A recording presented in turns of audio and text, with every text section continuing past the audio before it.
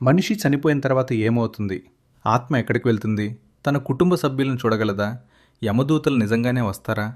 ఈ ప్రశ్నలకు సమాధానం హిందూ ధర్మ గ్రంథమైన గరుడ పురాణంలో ఉంది. ఈరోజు ఆ ఆసక్తికరమైన విషయాన్ని తెలుసుకుందాం. గరుడ పురాణం ప్రకారం మరణం అనేది జీవితానికి ముగింపు కాదు, అది ఆత్మ యొక్క కొత్త ప్రయాణానికి ప్రారంభం.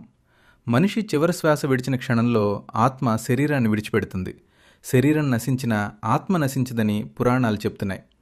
మరణం జరిగిన వెంటనే ఆత్మకు తాను చనిపోయాననే విషయం పూర్తిగా అర్థం కాకపోవచ్చని గరుడ పురాణం వివరిస్తుంది. కొంతకాలం పాటు తన ఇల్లు, కుటుంబ సభ్యులు, బంధువులు చేసే పనులను గమనిస్తుందని చెప్తుంది.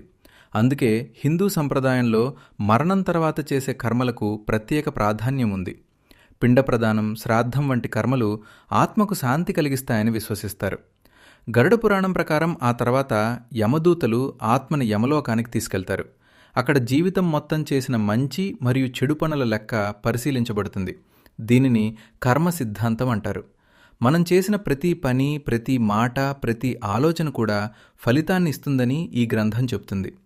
పుణ్యకార్యాలు చేసిన వారికి సుఖమైన మార్గం, పాపకార్యాలు చేసిన వారికి కష్టమైన అనుభవాలు ఎదురవుతాయని వర్ణించబడింది. అయితే ఈ వర్ణనలను చాలామంది ఆధ్యాత్మిక బోధనలుగా, నీతిని నేర్పే ప్రతీకాత్మక కథనాలుగా కూడా భావిస్తారు. చివరికి ఆత్మ తన కర్మఫలాల ఆధారంగా స్వర్గం, నరకం లేదా పునర్జన్మ పొందుతుందని గరుడ పురాణం చెబుతుంది. గరుడ పురాణం మనకు ఒక ముఖ్యమైన సందేశాన్ని ఇస్తుంది.